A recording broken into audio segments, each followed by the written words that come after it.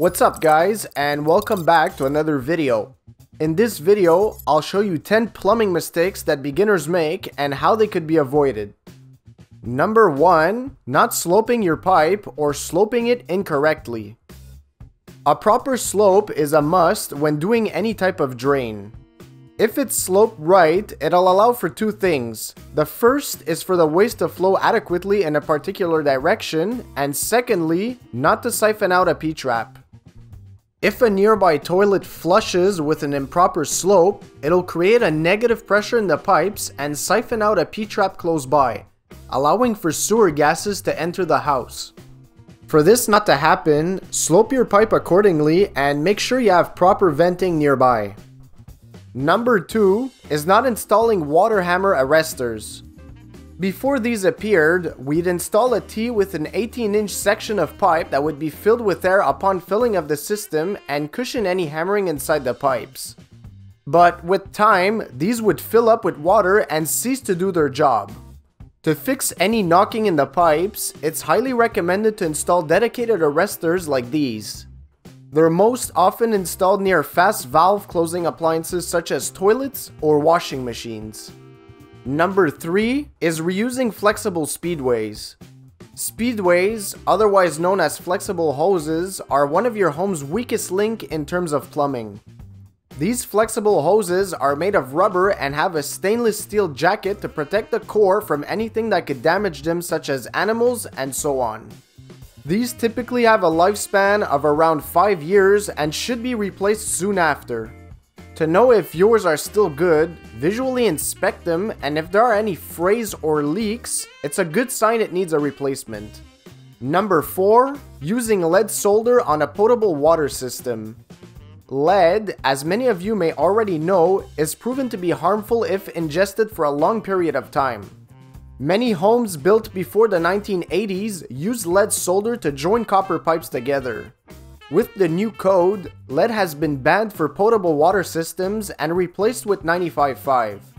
95.5 is a mix of tin and antimony and is completely lead-free, so it's safe to use for drinking water. What to retain from this is always check your solder before to make sure you're using the correct one if doing a repair. Number 5. Not deburring the inside of your pipes. When a pipe is cut, a burr is formed inside, which results in several negative outcomes. It reduces the pipe's inner diameter and causes turbulence if not removed. Turbulence, in the long run, could cause unwanted leaks and lead to a lot of damage in your home. To resolve this issue, always deburr your pipes with either a round file, a utility knife, or if you have a dedicated reaming tool, that's even better. Most pipe cutters have one built into them and a lot of people don't know about it. Number 6. Improper cleaning of pipes and fittings. When soldering, cleanliness is crucial to getting a leak-free joint. A store-bought copper pipe has oxidation on it due to being in contact with the air and needs to be properly cleaned before soldering. Fittings are less likely to have any oxidation on them and don't always need to be brushed. However, if they've been laying somewhere for a while and need it, you could use a fitting brush like this, or cut the tip and use it in your drill to accelerate the process.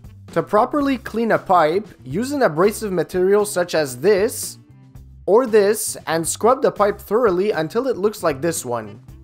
Also, make sure the flux you're using is clean and free of debris. I prefer to use this instead of an open jar as it's contained and free of any contaminants when not in use. Number 7. Not isolating your exterior hydrants in winter. An exterior hydrant like this is in contact with the outside temperature and if not insulated, could burst due to water expansion in the pipe. It's highly recommended to isolate with a valve inside the house and drain any excess water outside to properly winterize it. Better yet, install one of these non-freezing hydrants and never worry about forgetting to close a valve anymore. These use a rod type system and close the water inside the house where it's a lot hotter and less likely to freeze. If you want to learn how to install one, go check out my how-to video on how to properly swap out your old hydrant with a non-freezing one like this. Number 8, not hanging your pipes correctly. This could sometimes be overlooked but mustn't for copper water lines. Not hanging your pipes correctly could eventually weaken them and cause them to fail at a joint, for example, resulting in water damage. Think of it like a metal wire. If bent a couple of times, it'll just break off. The same thing applies for your water lines. To make sure this doesn't happen, always add a hanger at every 6 feet or so for 1/2 inch and 3/4 inch copper lines.